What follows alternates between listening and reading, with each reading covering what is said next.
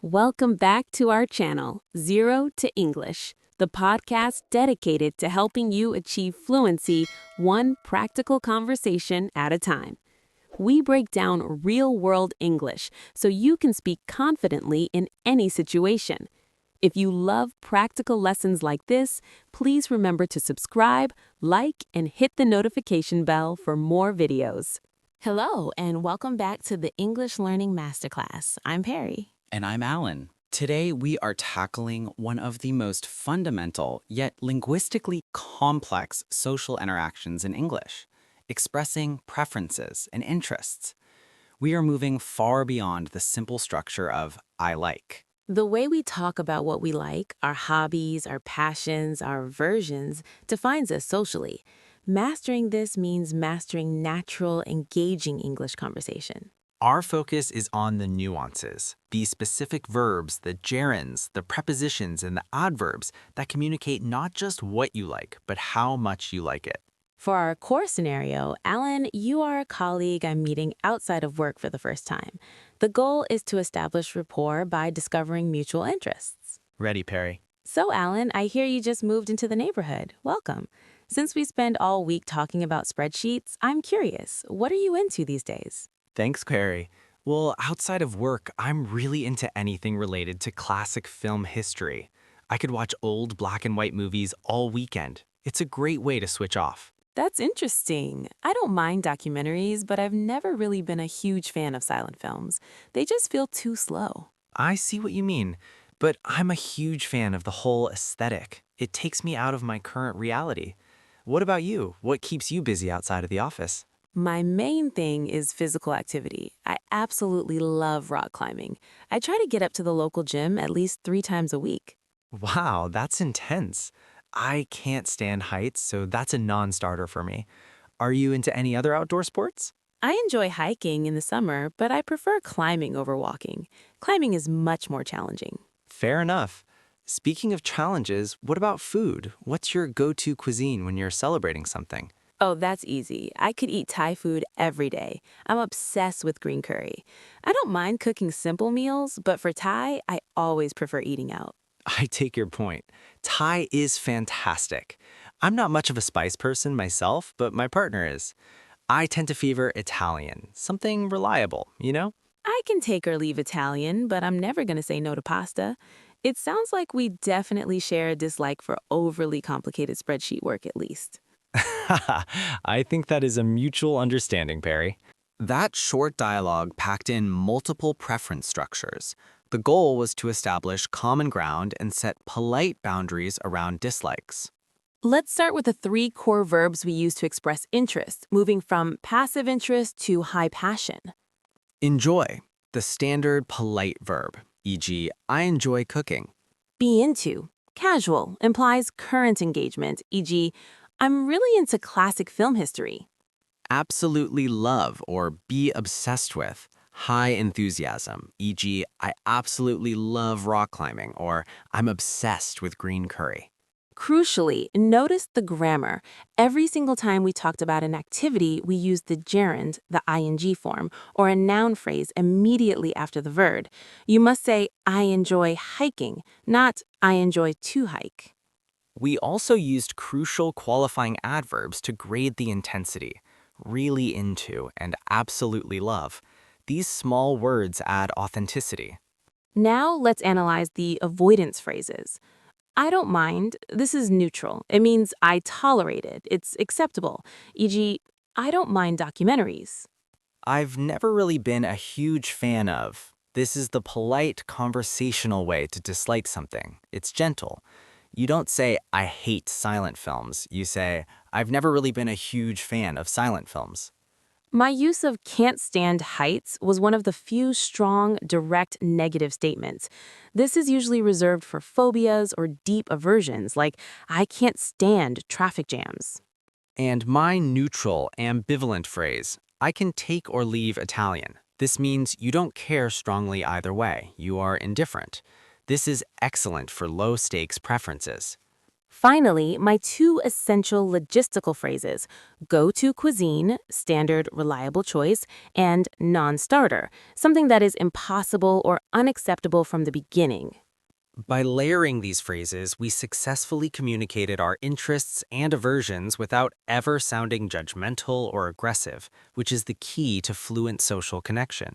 Let's move to structured vocabulary for talking about common interest categories. Mastery means having different ways to express the same level of enthusiasm. We can break down preference into 3 levels: high passion, strong interest, and neutral or tolerated. For high passion, you could say, I'm addicted to it, or if talking about food, it's my weakness. For media, try, I'm hooked on that show. For strong interest, you might say, I devote time to it, or it's my go-to, or for a TV series, I tend to binge it. For neutral or tolerated preferences, keep it light. I don't mind it, I can handle that. Or for media, I catch it sometimes. We need to focus heavily on phrasal verbs related to hobbies and time management. First, take up means to start a hobby. For example, I took up painting last year.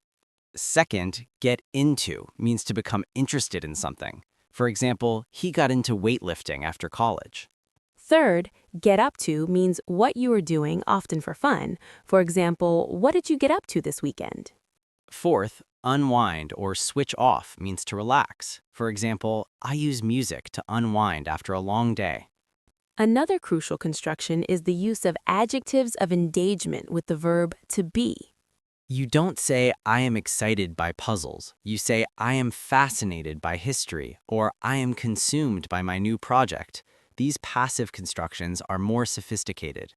Let's look at the structure for comparative preferences using prefer.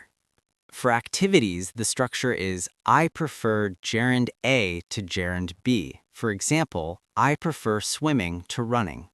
For nouns or things, the structure is, I prefer noun A over noun B. For example, I prefer coffee over tea. Remember, when you use prefer followed by a verb, it is almost always followed by the gerund form. This is a common error for intermediate learners. You must internalize, I prefer running. Expressing preferences is a social act, and context is everything. The pragmatics dictate how much enthusiasm you can show. The biggest cultural hurdle is the principle of shared enthusiasm. If someone tells you they love an activity, your response should match or exceed their enthusiasm if you share the interest. If they say, I love golf, you don't say, I like golf too. You say, no way, I'm obsessed with golf. Conversely, we have the principle of polite disengagement. When someone expresses a passion you don't share, you do not criticize it. You acknowledge and pivot. If Alan says, I'm really into competitive chess, I should not say, that sounds boring. Instead, I acknowledge, that sounds incredibly challenging.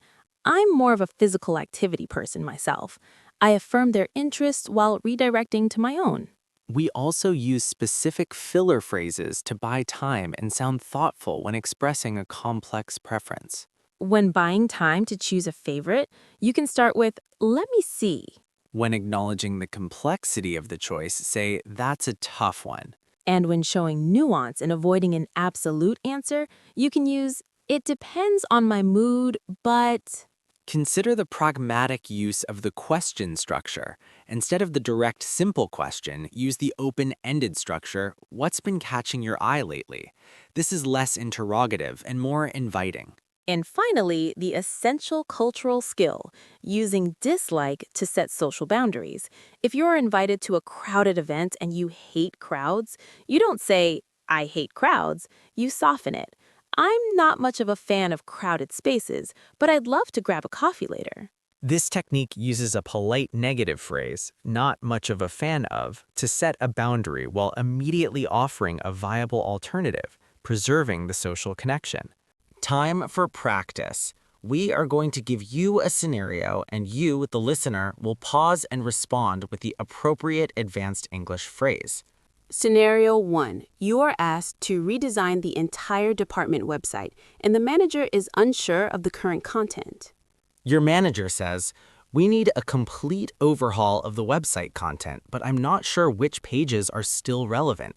How do you use the phrase, my understanding is, to clarify the scope? Pause for listener response. The best response, my understanding is that we are only updating the front-end design, not rewriting the content. Can we put the content review in the parking lot for Q4? Excellent use of parking lot to manage scope. Scenario 2. Your colleague has used an outdated procedure causing a minor logistical delay. You need to give them feedback. Instead of accusing them, how do you use room for improvement and on the right track to soften the criticism? Pause for listener response. You're definitely on the right track with the client handling. However, I see room for improvement in the procedure documentation itself. Let's update that together. Perfect. You buffered the negative point with the positive. Scenario 3. Your manager has given you specific advice on structuring your reports, which you immediately accept. Your manager says, moving forward, all expense reports must categorize spending by department, not by project. How do you signal full acceptance using the phrase, take that on board? Pause for listener response. I completely take that on board, Alan. I will revise the next 5 reports immediately to reflect the new categorization. Dot response is clear, professional, and actionable. Practice these immediate responses until they become second nature. We have reached the final stage. The goal is to move beyond the simple verb like and utilize the full spectrum of English preference structures. The key takeaway is that expressing a preference is a 3-part linguistic equation. The verb or phrase, use enjoy, be into, could watch, or can't stand. The grammar, follow the phrase with the correct form, usually the gerund, ing, for activities. The qualifier, use adverbs like really, absolutely, never, to grade your passion level. Actionable strategy, the preference log. For the next week, keep a small notebook. Every time you genuinely feel an emotion about an activity, positive, negative, or neutral, write it down using one of the advanced structures we taught. For example, I am obsessed with that new coffee blend, or I can take or leave reality TV. This forces immediate, high-quality application. We recommend practicing the comparative structure daily. Always ask yourself, do I prefer A to B? This builds the correct grammatical habits. Remember the social objective. When expressing what you like, you are inviting connection. When expressing what you dislike, you are setting a polite boundary. Both are essential for fluent social interaction. Master these phrases and your conversations will become instantly deeper and more engaging. Thank you for joining us for this masterclass. Keep practicing your preferences. Goodbye for now. Farewell.